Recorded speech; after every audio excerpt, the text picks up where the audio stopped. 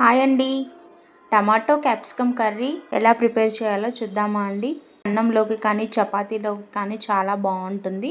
2 onions, capsicum, కొన్ని టమాటాలు, కొత్తిమీర, కరివేపాకు ఇలా ఇవైతే చిన్న చిన్న ముక్కలుగా కట్ చేసుకోవాలి. ఒక బాండీలోకి 2 టేబుల్ స్పూన్ ఆయిల్ తీసుకొని ఆనియన్స్ బ్రౌన్ కలర్ వచ్చే వరకు వేయించుకోవాలి. కొంచెం పసుపు, 1 టేబుల్ స్పూన్ అల్లం వెల్లుల్లి పేస్టు, కరివేపాకు అన్నీ వేసుకొని కలుపుకున్న తర్వాత క్యాప్సికమ్ చిన్న ముక్కలుగా కట్ చేసుకొని అందులో వేసుకోవాలండి.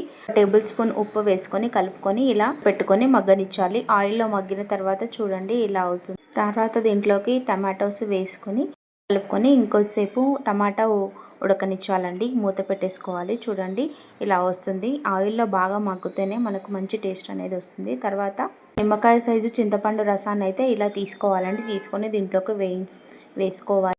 1/2 టేబుల్ స్పూన్ కారం అయితే వేసుకోవాలి. ఆల్రెడీ క్యాప్సికమ్ కొంచెం కారంగా ఉంటుంది కాబట్టి 1/2 టేబుల్ స్పూన్ చాలండి. మూత పట్టేసి ఒక 10 నిమిషాల వరకు మగ్గనివ్వాలి. తర్వాత పల్లీల పొడి, కొబ్బరి పొడి, నువ్వుల పొడి ఒక్కొక్క స్పూన్ అయితే వేసుకోవాలి. ఇలా ఈ 3 పొడులు వేసుకుంటే చాలా మంచి టేస్ట్ అనేది వస్తుందండి. ఇలా అన్ని పొడులు వేసిన తర్వాత కలుపుకోవాలి. లాస్ట్గా దీంట్లోకి మనం కొంచెం కొత్తిమీర వేసుకోవాలండి. ఎక్కువ ఆయిల్ కూడా ఉండకుండా మంచిగా టేస్ట్ అనేది వస్తుంది.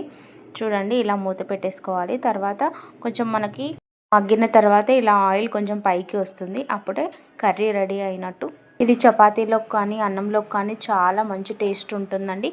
మీరు కూడా ఒకసారి ట్రై చేయండి. ట్రై చేసి కమెంట్ బాక్స్లో కమెంట్ పెట్టండి. Please like, share and subscribe to my channel. Thank you.